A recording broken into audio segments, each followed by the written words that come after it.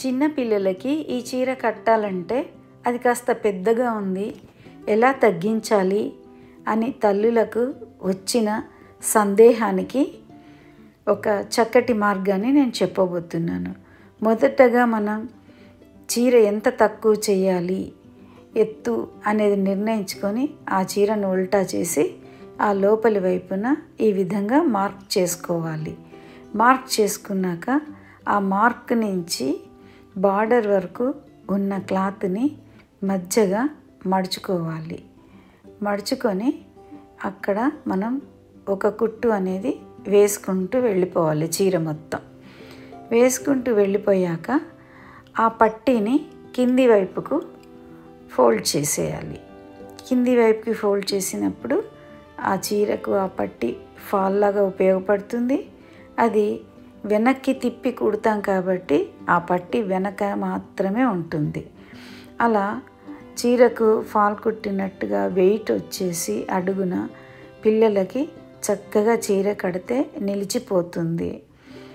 అనుకూలంగా కూడా ఉంటుంది. వారి ఎత్తుకు తగినట్టు కట్టడానికి సులభంగా కూడా ఉంటుంది.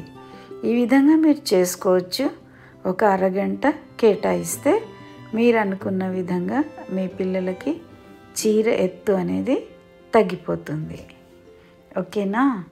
అంతేకాకుండా చాలా పొడవు ఉంది తగ్గించాలి అనుకున్నప్పుడు పెద్ద మడత కూడా పెట్టుకొని అదే విధంగా చీర మొత్తం కుడుతూ పోవాలి.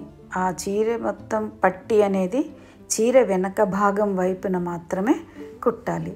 ఆ పట్టీని ఈ విధంగా మళ్ళీ అంచు వైపుకు మాత్రం ఫోల్డ్ చేయాల్సి ఉంటుంది.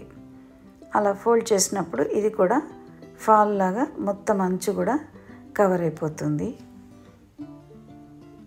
చక్కగా పిల్లలకు మనం అనుకున్న ఎత్తులో చీర అనేది తయారు చేసుకోవడానికి ఒక అరగంట టైం కేటాయిస్తే సరిపోతుంది.